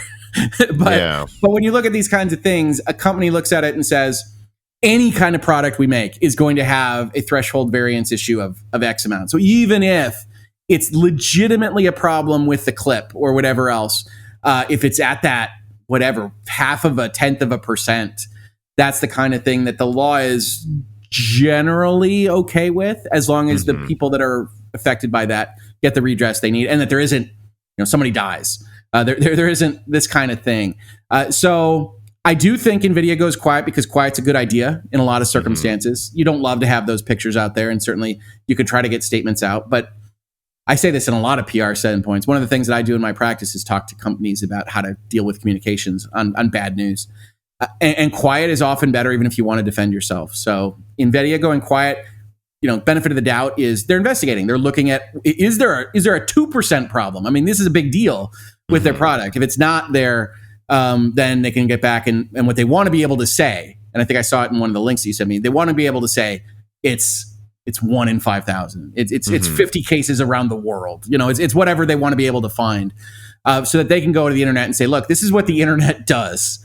The internet can take 50 cases and make it look epidemic. That's what you can do with this. We want to assure you that it's not the case. And I think anybody that's bought tech has some notion of that, right? I remember buying my PlayStation Vita, and it's like however many have pixels dead in these corners, and it's like it's not great, but that's the kind of thing that you can live with. Now, you didn't burn out your card, you didn't brick your Vita, whatever it is, and that's a higher level, but it's not damage to other things. It's not life and limb. That's where you start to really get into products liability issues. So different jurisdictions can have different thresholds on this. Different jurisdictions can void, warranty limits or things that NVIDIA might have tried to write in there. California in particular has some pretty gnarly products liability kind of public choice equity kind of positions. But overall, what you described is the kind of thing that's like, that's unfortunate. That doesn't look good for you. That's not what you want to see out of your product. It seems like it's within the realm of reason for unfortunate events, from my perspective, as described. This Halloween, Reese dressed up as the big bad wolf, pretending to be Little Red Riding Hood's grandma, which, to be honest, she actually had mixed thoughts on how much she liked wearing a costume. But, this got me thinking. Only grandmas using Hotmail should be overpaying for Windows keys anymore. There's just no reason to put up with Microsoft's monopolistic pricing as long as you can go to cdkeyoffer.com and their Black Friday 2022 sales event. If you want reasonably priced, non-monopolistic Microsoft keys, whether it's for Windows 10, which is easy to get a reasonably priced key from them, go to Microsoft's website and simply download Windows 10, which you can upgrade for free to Windows 11, by the way, or if you just want to make it easier and just get Windows 11 directly, or get Microsoft Office 2021 Professional, you should do all of this at cdkeyoffer.com. And if you do, make sure you use the offer code BrokenSilicon for 25% off Windows keys, Moore's Law for 10% off keyboards and mice, and DieShrink for 3% off everything else. cdkeyoffer.com is a long-term sponsor of Moore's Law is Dead for a reason. They keep reliably providing fair pricing on Office software and on Windows operating systems. So this Black Friday season, whether you're looking for Steam, Origin Uplay, or PlayStation keys, Microsoft products, or even some gaming hardware, support Moore's Law is Dead by using offer codes BrokenSilicon or DieShrink at cdkeyoffer.com this Black Friday season. And it was funny. I was preparing the notes for this episode yesterday, and you brought it up. I thought of the Nintendo Joy-Con thing. I was like, is there, and I said this to some people in the Moore's Law is Dead Discord, it's like, I don't think they're going to announce or publicly propose changes to this new connector that they're using themselves. They might behind the scenes push PCIe, I think SIG, the standards group, hey, maybe put out a new standard. And then once SIG puts out a new standard, NVIDIA can go, see, they put out a new standard, but we just followed their standard. And you don't want to add your liability complaint, certainly. And if you plug it in correctly, it's not our fault. But yes, the new standard works even better, but we, within reasonableness, followed this. And that's why we're not going to say we're changing anything and announce anything, because then this came up on that, Pepsi challenge thing I brought up earlier. The second you change what you're saying, suggest that you knew something was wrong before. And do you think that's possibly true with the Joy-Con thing too? Like, they say that there's a design flaw that I think it's like it causes drift in the analog sticks. A lot of controllers have this issue, by the way. And Nintendo, I think the conspiracy is Nintendo wants you to have to buy new Joy-Cons. That's always a conspiracy. But in hindsight, I'm thinking to myself, I was yesterday, maybe Nintendo didn't change the design because if they do, they have to admit they were wrong. They'd rather just repair them. Yeah, certainly some of that. There's always that question too. You talk about products liability, right? And I've mentioned this on my channel, but there's always that question of you can go buy a $600. I usually use a table fan. You can go buy a $600 table fan that's never going to die on you, or you can go to the Walmart and you can get a $25 table fan, and it might last you 3 months. And in general, the law wants you to have the ability to make that choice. And the Joy-Cons, I'm just going to be charitable here. I love my Switch. I really like Nintendo and Nintendo games. The Joy-Cons are crap. And they're garbage and they die. I have 8 of them. And they're all crap. The Pro Controller is awesome. Highly recommended if you play Switch games. But this seems to be Nintendo cheaping out on the whole process. Like it's much more toy-like. It's much more kind of junky. I think the biggest issue that they have is like $80 price point for the Joy-Cons. Feels a little bit like you're being robbed as it happens. But overall, the law looks at that and says, if it lasts a year and it's a year-long warranty and it's not high-end, it's it's a piece of plastic for $80. We don't necessarily care that much, but Nintendo does a solid and says, look, well, they first try to say we're not going to repair them, and then they all take them. It wouldn't surprise me if a couple months later you see this particular card, with like the little extra clip thing. If they can figure out how to work that in with the current standard, with just a little extra, because to me it's satisfying. You get the nice. You plug something in, you get the click. That's you're living the dream right there. I don't get the click, I get worried. So I wouldn't like that either. But yes, does it mean it's a potential design flaw? Possibly. What do the damages look like for that? Again, we talk about class action litigators. Can they get something out of that? Maybe not.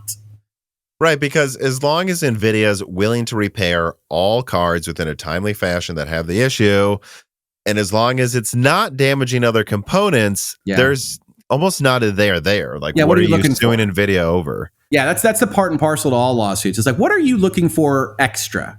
And if we've already done the thing, what are you looking for?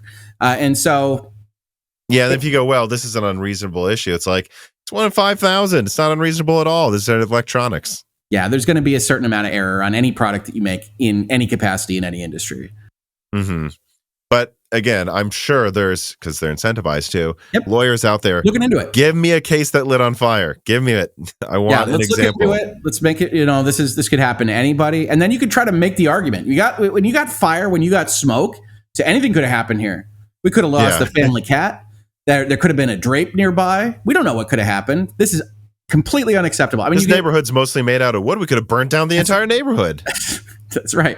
All the way down to City Hall. Yeah. No, I mean, and that's what they get paid for. Like the way the United States legal system is structured is for, that securities, that products liability is to have lawyers going and policing this kind of stuff. And so somebody will look into it.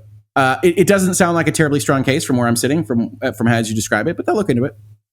Okay. So I do want to, let me see here, move on to a couple more questions from listeners. And these are all still related to NVIDIA. Dino999 writes in, he says, hello, Tom and Richard. A while ago, NVIDIA got hacked and had the source code for DLSS leaked, which I'm sure you're aware of that because you go on Sacred Symbols a lot. And this NVIDIA hack has affected Sony and everyone because for some reason, NVIDIA decided to have the list of all games coming out for 5 years. We're keeping track of the entire game industry.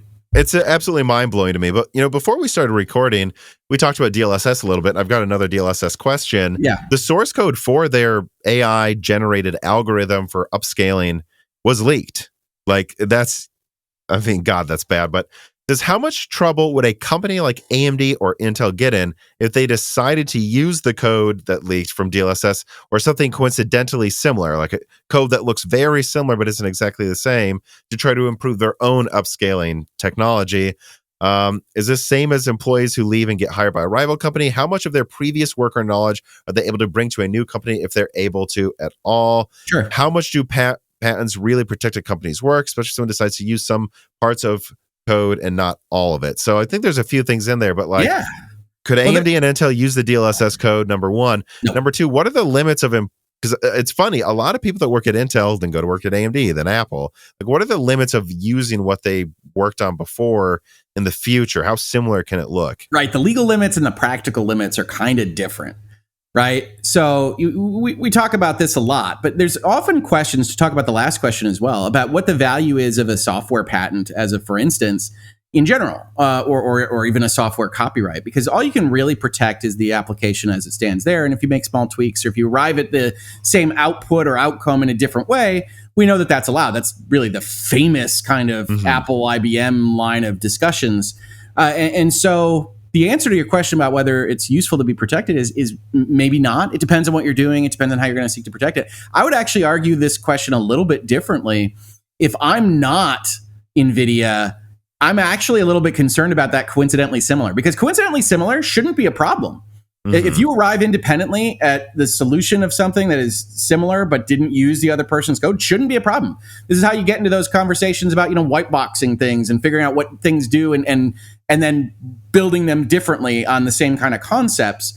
It should be okay. But with this out there now, if you've already, for instance, coded something and it winds up looking the same, you've got all this well, did you have access to the DLSS code? It's well, everybody did. You could have. And so that could potentially become a bigger problem than it otherwise would be. But in the overall here is unfortunately going to be dependent on the jurisdictions, right? So in general, you're allowed to, as an employer, say, you can't bring our trade secrets, you can't use our stuff, it's going to be treated confidentially. That's allowed. A lot of places, a lot of jurisdictions also have a non-compete in place to kind of cover that more. To say it gets so dicey to have an employee work at a competitor, even though they've agreed to this. We're not going to take our trade secrets. You're not going to have any copies of the material. You got the know-how. You've got the internal stuff. We can't police. We don't have that authority yet, and I don't think we want people to have that authority yet. That we just say you can't compete. But there are plenty of jurisdictions, most predominantly California, where a lot of this gets done, that say no, we don't like non-competes for employees. And so you have this kind of crossover. And there's always a concern that somebody's going to use the secret sauce and essentially rebuild something on the other side that is copyright infringing, patent infringing, whatever it might be. And you see those lawsuits, you see those kind of fights. So the answer is, in many jurisdictions outside of California in the United States, you can put a non-compete in, and in tech, you don't need to have them be that long because chances are things have moved on. And in California, where a lot of this is done, you do always have the problem of, all right, we need to see what the opposition, the rival in the industry is making, how they made it. Oh, we think there might be an issue there, reverse engineer it, try to go figure out what's happening with those kinds of things. And I don't think it ever goes away from a kind of corporate espionage tech situation, especially in California. And that is California's choice to say we want kind of freedom of movement of labor to be more important than trade secrets and kind of corporate intellectual property rights. And that's a kind of value proposition. I'm not sitting one way or the other on that. Michigan's the opposite, even though, Michigan has the automakers, they have a lot of engineering, they have a lot of tech that they're building all the time. Michigan has non-competes all over the place. Yeah, I remember I worked at General Motors and for a couple companies later that worked with them, and there was a lot about you can't go work for Ford now, though, just to be clear. Of course, eventually I had a podcast, so I wasn't competing with anyone, but that's the dream. Yeah, so exactly. You have to, if you're talking about a non-compete in any jurisdiction, I can speak to Michigan the best, it has to be limited in scope to what you would actually know, right? It's supposed to be matching the corporate information you got. So it's probably limited in geography, probably limited in time, probably limited in business type. To say you can't have a non-compete that eliminates somebody's ability to feed the family. Right. So you have to be careful of all those things. In California, you basically just can't have them at all. You can't have non-compete. You can absolutely require that confidentiality. You're not going to take your trade secrets, but wink, wink, nudge, nudge. It's in my brain. What are you going to do? Well, so yeah, I guess AMD already has a competitor some would say it's not, but I would say it is a competitor to DLSS called FSR, and it's pretty close in quality, and it's open source. It actually works on Nvidia cards and AMD cards and Intel cards. Anyone can use it. Yeah, you're saying I think that's the button I hit on my Steam Deck, I believe. Yes, yeah, it's been huge for the Steam Deck. Actually, it's used in the consoles now too to boost frame rates, and it's you kind of get a free frame rate boost, and you mostly, let's say the image quality loss you get, because I have this 4090 here that's so strong. I was playing the new Call of Duty maxed out in 4K, all the way turned up at 120, and the can't even imagine. The GPU said it was at 70%, 50% usage, and I was at 4K 120 frames a second. Everything turned up, and I was like, well, let me see DLSS. I actually don't need it because my GPU's idling actually running this game. Yeah. But and I could see like a 1% difference. I could like the fire look maybe slightly blurrier in the distance. Like, well, the software stuff is amazing, and I love it to death. But in terms of like, I don't know the tech specifics here, so I will leave that to you. But even if FSR and DLSS had kind of a similar outcome or strategy or notion about how they get to where they're getting, that's not protectable. Copyright patent, they don't protect concepts, they don't protect systems or ideas. They protect like the actual methods of getting there, the specifics. And so you can always be like, you could look at something like DLSS when it's invented and say, oh, those are some interesting thoughts. That's an interesting notion. We're gonna build it differently, and we're gonna get to the same place. And that's how tech works. And they kind of have, but now but then the DLSS source code comes out now. You're saying it's frankly easy for AMD to look at that and go, oh, that's what we were missing. Add that too.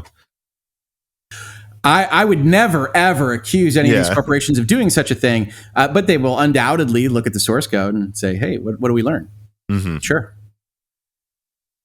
So will go down in history, I think, as one of the worst for the company's hacks of all time. Is that NVIDIA one? It certainly seems like a lot of info, although I'm looking forward to Final Fantasy Tactics, so thanks, NVIDIA.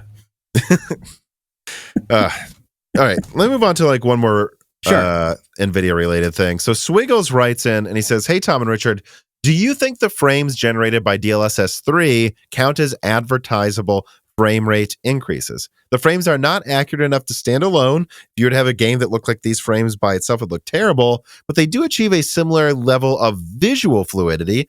The similar example I immediately think of is the Bulldozer litigation case against AMD, where we got into a definition of what a core is.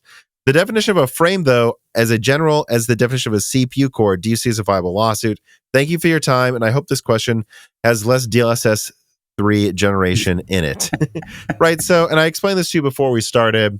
Yeah. NVIDIA looks at a future frame at the time and then a previous frame, averages them with an AI algorithm, spits out a Dali painting that I hope looks like real life. And that's how they try to give you free frames without, running into any hardware bottlenecks. They're just giving you more frames on screen. But because they have to use a future frame, you're delaying rendering or showing the frame, so you're really not getting a higher latency. And sometimes, like they showed Spider-Man remastered on PC, like sometimes Spider-Man will be walking, all of a sudden his logo will be weird, or there'll be like a glow around him.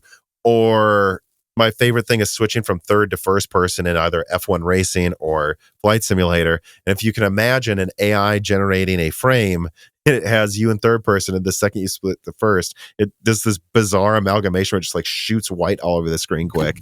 But technically, the monitor is displaying 200 frames now, not 100 frames per second. It's showing 200 frames. Do you think there's room there for consumers to argue that they are false advertising because they're not actually rendering those frames? I think the biggest risk that you have is in those kind of like comparisons that we talked about a little bit in the pre-show, where you might have somebody deciding on what card to get or what technology to get based on this flat number, and it's not like for like that. It's not 60 screenshotable screens that you'd love to have on your desktop. It is something different from that. And certainly as a lawyer, and lawyers are risk averse by nature, folks that haven't worked with us before. Certainly as a lawyer, I'd probably want to have an asterisk that says something along the lines of interpolated frames included. Still try to get that number up there, but with a statement there that says something along those lines. But if the effect is such that players get a better situation, and you talk about latency, so that's kind of an open question. Right. I think you should probably still get credit for it, even though it's a little bit different than the way other people are counting frames. So it's a complicated question that I wouldn't be super worried. Like if I'm in-house counsel and somebody's like, oh my God, are they going to sue us for this? I wouldn't be that. It's not what I would consider a high level risk for what it is that you're doing. But certainly I'd at least have the conversation if you're going to go out there in a magazine ad or a website ad and say 240 frames per second or whatever it is that this thing does. I would be cautious about that, and I would probably have that asterisk there. Right? We don't want to accidentally sell Harrier jets. Right. And so, well, what they usually show is like light green and then dark green for the rest of the bar. And they're like, dark green is the extra frames from DLSS 3. That's I what would they consider tend that to do. sufficient. I would consider that sufficient for, you want a reasonable person to be able to say, hey, okay, this is the true, if we're comparing these things without this software, this is what it is as a card. And then because we have our magic software, which we work on, like that's a legitimate value add for a lot of people, you can get to this. So to me, that seems sufficient. And I wouldn't be worried about a lot of illegal action that would keep me up at night. Yeah. Well, as someone who's not a lawyer and has no reason to have an opinion, I agree with you. But what I would say is I do worry, though, for consumers, because if you're AMD who's working on their own thing, they're calling it fluid frames or something. Yeah. You know, where does this arms race end? Do we get into a situation where you just put this little 5-watt chip on top of the graphics card that just quadruples frames? Oh, now I can just say it's 1,000 frames a second. That's my only concern, is at what point, I don't know if this can be litigated, though. I think consumers might just have to be smart enough to know in 5 years that all these companies have 3 ways of pretending there's more frames on screen, even if they're significantly lower quality. Because if it lets you argue you have a 1,000 frames per second graphics card, why not do that? I'm reminded a little bit of when the last Xbox generation, the last PlayStation generation went to their Pro models, and a lot of them had 2160 checkerboard rendering. Yeah, they basically half of it's not rendered, but they have the PlayStation had dedicated silicon for filling in the gaps accurately. And you could get some really cool, especially still images out of that because it's legitimately 4K. But my recollection of this was in movement, it's just a little bit more sparkle, a little bit more extra that you're like, okay. That's so similar with FSR and DLSS sometimes, yeah. Yeah. So I think there has to be an expectation of somebody at this high end of an enthusiast kind of space has at least a little bit of a responsibility to be like, okay, as long as I reference that this is the frame rate with a DLSS, or this is the frame rate checkerboard rendered, or this is the frame rate whatever, that it's incumbent upon the purchaser to go and say, okay, what does that mean? And look at it from that perspective. I can't promise that. There's plenty of false advertising and products litigation cases that are I look at and say, all right. But I do think that overall there is a certain amount of, you can look at it, and if they actually say it's this technology doing this, if you have 2 separate shades of green, they're doing enough to say that there's some kind of distinction between what we're talking about. I certainly thought that with the PlayStation side of things, the fact that they said checkerboarded, I knew what that meant. I was like, I might go for that version, I might not, because they usually give you boxes and things like that. But that was a different image than a pure 2160. Do you have a Steam Deck then? I do. Yeah, and so you probably turned on FSR. It's been on the entire time. Yeah, it seems like magic. It is funny to think if you look at it from a more positive perspective. My example, I've got this $2,000 graphics card that I use for work. So let me tell you, if this wasn't my job and I wasn't editing videos, I would not have that graphics card, guys. But I it is funny to think of how it's almost like I'm becoming an audiophile, though. I looked at Call of Duty with DLSS on and off, and I was like, I can see the difference. Dan, the co-host of the news episodes next to me, he's like, I don't think I can. I was like, I can. It's very slight, but I can. It's almost like we're becoming audiophiles where your Steam Deck, you turn on a bunch of things for fake frames. It works, but if you want the lossless audio, the lossless video, it's going to cost you a lot, but it's kind of just common sense for these companies to pull as many tricks as they can to get this to work on much weaker hardware. Yeah, I think that's the way, and I've seen that throughout. Again, playing mostly on consoles on my side, dynamic resolution was one of the best things that they ever came up with, because for the most part, you don't really care if you keep that smoothness, and it does descend into a particle mess for a second, right? Playing Doom or whatever. I don't think the Switch can function without dynamic resolution because it likes to take things down to 240p or whatever. But I thought that was much smarter than the kind of frame rate hitches, and I've enjoyed that since they basically developed that conceptually. So I'm always okay with that, but I'm never on the bleeding edge like you are. I'm always trying to find that value proposition of where can I get the most for the most reasonable amount of money in the middle. All right, so I guess if you have time, I'll throw one more reader mail out there. I don't know how much we can really speak to this because I think it is a little complex, but I brought it up to you before we started. So Carbon Cry writes in and he says, the whole structure of a recent IBM GlobalFoundries deal and the subsequent GlobalFoundries on Semi deal seem wild to me. GlobalFoundries seem like they mastered this deal. They got paid $1.5 billion by IBM to to take the fabs off their hands. This was mainly in Malta and the East Fishkill. And then GlobalFoundries just turned around and flipped that fab, which was like 1/4 to 1/3 of Malta, to onsemi for $430 million. So basically, GlobalFoundries bought a big modern fab in Malta and made almost $2 billion getting it. How is this a legal question? Well, IBM is suing GlobalFoundries over this whole situation. Here's the most recent news on the case. And I have a link there and the link in the description for everybody. So, yeah, this is a wild case, Carbon Cry. I agree. I didn't know about this. Like, I guess I'll ask a very simple question, though. Like, does IBM have a point suing GlobalFoundries? Because in some ways, it's almost like, I don't know what you want, IBM. You're the one who made the deal. Or I don't know.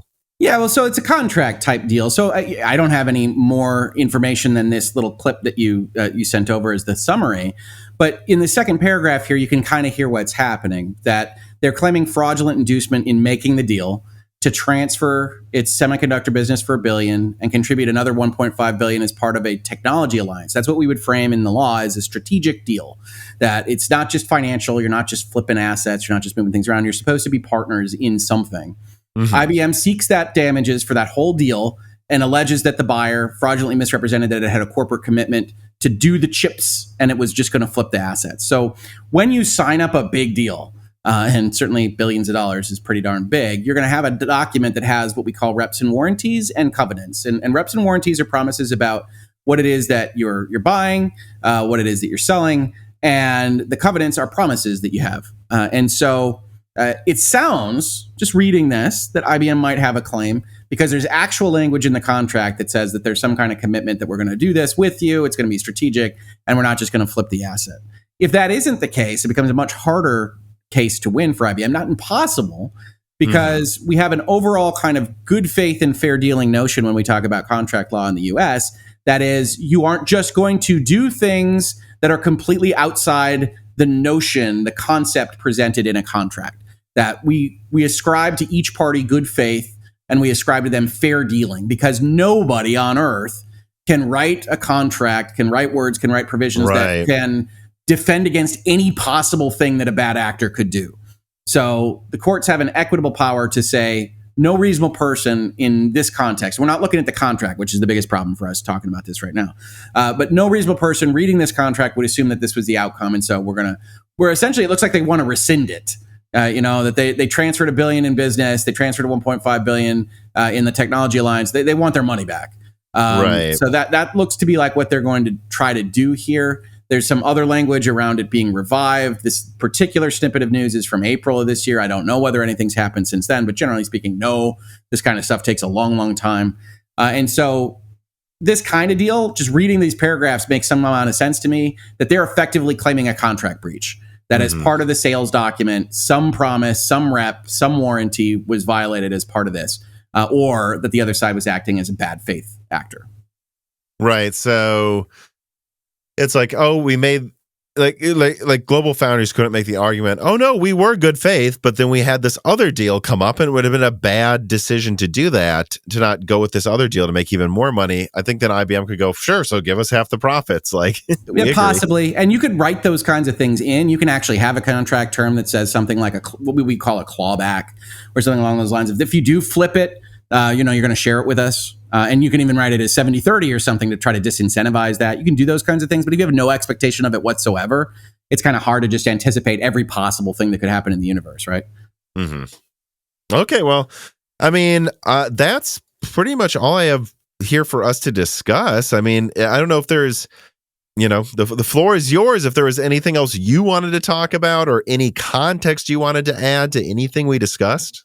No, I think this is actually a great kind of overall view of all the things that can happen in transactional law, right? We talked about patents, we talked about intellectual property protections, we talked about securities and material omissions and lies, we talked about products liability, and heck, we even threw in good faith and fair dealing on a contract term. We basically covered like 4 of maybe the 5 primary pillars I cover on Virtual Legality every day. So this was a lot of fun. But I have nothing to add on this other than the fact that technology continues to be a wellspring for awesome legal discussions that I never would have anticipated before I started doing this. Yeah, I mean, again, it's a lot of people start YouTube channels because you're sitting there, you see people talking about something, and you're like, I can speak to that. And then it just happens 5 times. And you're like, I'm gonna make a video. I'm gonna speak to this. Someone needs to talk about this. And you realize, like, you, Hoeg, are such an asset to have someone who does play games, who does understand games, who has a Switch, who has a Steam Deck that turns on FSR, so you actually understand the context of what you're talking about. That's the and magic it is button, yeah. it's really nice to have someone like you out there talking about it and adding context that's better than what we would usually see, like the comment section of some. I legitimately love gaming, and I know that comes as a shock to some people. I still get the occasional comments like, "You're not a real gamer." It's like, okay. Well, I mean, right. when is that going to stop being a insult? I wonder, because it's like, you don't really like movies. It's like, maybe people said that in the 50s, but it's like, dude, everyone watches movies now. Everyone plays video games a little bit. Like, what are you talking about? I don't know. It's so funny because I have stories about the senior partners taking me into my office and said, what is this? Because when you sign up for a new job, a lot of times HR sends around like a paragraph about you, and I had made a joke about writing an essay about everything I learned in life. I learned from playing video games, and like I had senior partners with a closed door meeting being like, you can't play games at the office. I was like, what are you talking about? What? And I guess I don't know how for madness. I don't know. Yeah, I guess I don't know how old you are, but it's like 40s. Yeah, so you're a man in his 40s, meaning born like what is it then, like 70s or 80s or something. It's crazy you like video games. Isn't that like the typical person your age probably does a little? Not at law. Funny. Seriously, not at law. Like that was not. That was seen as a real weirdness when I was working, and that was okay by me because that helped me get into software as a service contracts and work with some of the stuff that I wanted to work with at both the big law firm and then at my own place in 2016. And so that's worked out. But I will tell you, it was like this guy. We don't know about this guy. You need to be focused on your work, and you can't just be playing games. It's like, I don't. Yeah, I won't. I don't understand, because everybody else is like, I enjoy golf or whatever. It's like, it's fine.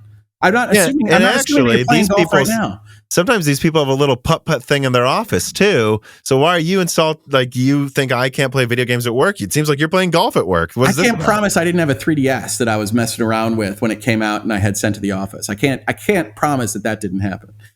Well, if they're allowed to putt in their office, I don't see why you shouldn't be. But yeah, no, that is funny to think, like, if someone's like, oh, well, anyone who plays games, they must have Cheetos on them at all times and Mountain Dew, and they can't stop playing. It's like, no, it's just a hobby like anything else you do. It's the nature of law, because law is pretty long-winded in arriving at technological solutions. While I was there were still people that didn't have computers in their office. When? So this would have been 2006, let's say. That's weird. Yeah. I agree.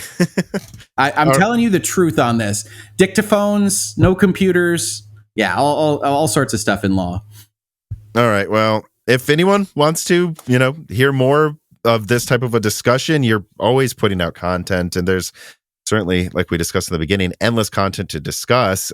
Go to your YouTube channel, Hoeg Law. I'll have a link in the description for everybody to find it quickly. And I want to thank you for coming on. And absolutely, thanks for having me. As usual, I'll do the whole spiel. Thanks everybody for listening. Remember, you can subscribe to Broken Silicon on any podcast app. Give us a review. That really helps. Subscribe to Moore's Law is Dead on YouTube. Ring the bell button. Like videos. Play them on loop. Tell your friends to play them on loop 10 times. Tell them to like them 100 times with 5 accounts. With it in your ear. Exactly. Let it keep auto playing. And if you have the extra money, consider supporting us on Patreon. That's where you get ad-free content, the ability to ask people like Hoeg questions, and so many other things. And again, thanks everybody for listening. Thanks for coming on. Absolutely.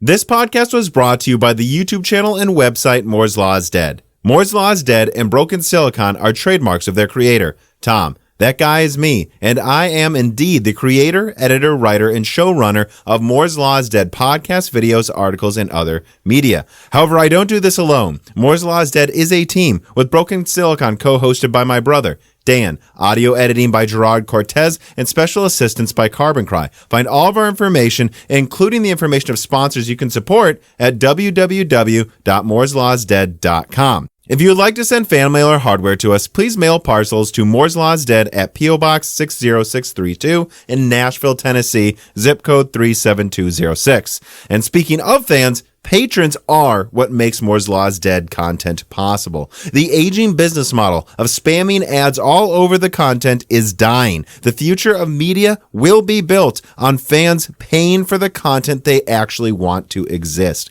And so if you have the extra money, but only if you do, please consider supporting us. For just $2 a month, you get access to the exclusive podcast Die Shrink, voting on subjects of future podcast episodes, the ability to have your questions read aloud on Broken Silicon, Die Shrink, and Loose Ends, and of course, access to the Moore's Law's Dead Discord full of like-minded people who would love to meet you and talk to you about computer hardware. I am one of them. Additionally, higher tiers get access to ad-free episodes of Broken Silicon, the entire back catalog of Flyover States podcasts and other projects Moore's Law's Dead has done, and thanks in the credits of videos and other perks as well. And hey, if you can't afford to support us, please do share Moore's Law's Dead videos and podcasts with friends and family on social media, Reddit, and forums. And give Broken Silicon a 5-star review on Apple Podcast or your preferred podcast app. All of this really does help so much.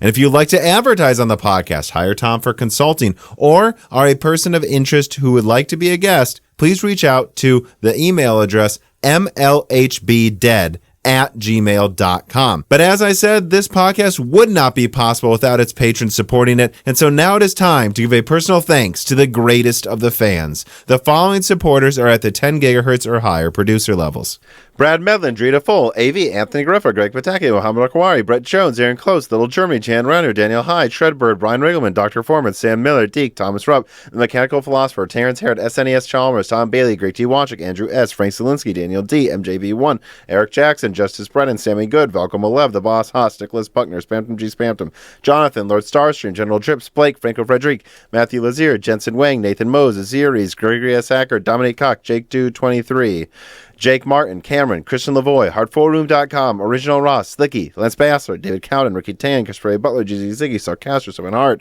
David Sebastian, Meat and Pork Stew, Tim Robb, Luis Correa, Ian Clifford, Jesse Jeskowyak, Travis Gooding, Holden Mobley, Nanian, Chris Rich, Deepest Learners, Mads, Zuzu Taylor, Stephen Coates, Michael McGee, Chuck Glidden, Sammy Malas, Greg Autrini, Patrick Crow, Amy Will Chief, Brett Summers, Milton, Stephen Dick, Tommy, Kunden, Brucha, Mark Mitchell, McDaffie, Delmain Peterson, James Anderson, Marshall Pierce, Mark Raidmaker, Dave Schultz, Studio S-Boy08, Halbuma, Narithiel, Matthew Landavaso, Stefan, Colatic, Henry Zhang, Judson N, Brendan O'Connell, The Grid, Michelle Pell, D31337 Antics, Joseph Kelly, Noah Nicoela, Hexapuma, Chrysantine, Jeremy Ferreira, Mayor, Keith Moore, Kita, Abdul Kadir, Precision, DNA Tech, Nicholas Alexandra, John O'Shea, Royce Meyer, Charles Russell, Reginald Ari, Slushbot, Teak Autumn, Jackson Miller, JSMMH, Neith Rizink, Mean Dean, Cal, Andre Jacques, Gaiman Since Reagan, Jeff Sedler, Jordan Simkovic, Loophole 35, Winstar, William Welpy, James I. Rader, Corey Leonard, Nalima, John Shin, Justin Bussell, Kelvin, Austin Haggerty, Roger Davies, Shay, William Leaked, Corey Chappelle, Evan Dingle, C2, John Iverson, Samuel Park, Aaron, The Eternal Dreamers, Jansen, Angima, Mark Central, Derek Lambing, Michael Forrest and Forrest, Im Sigung, Robert Davidson, Space Channel 5, Beer Motor, and of course, thank you to Sahara for the music.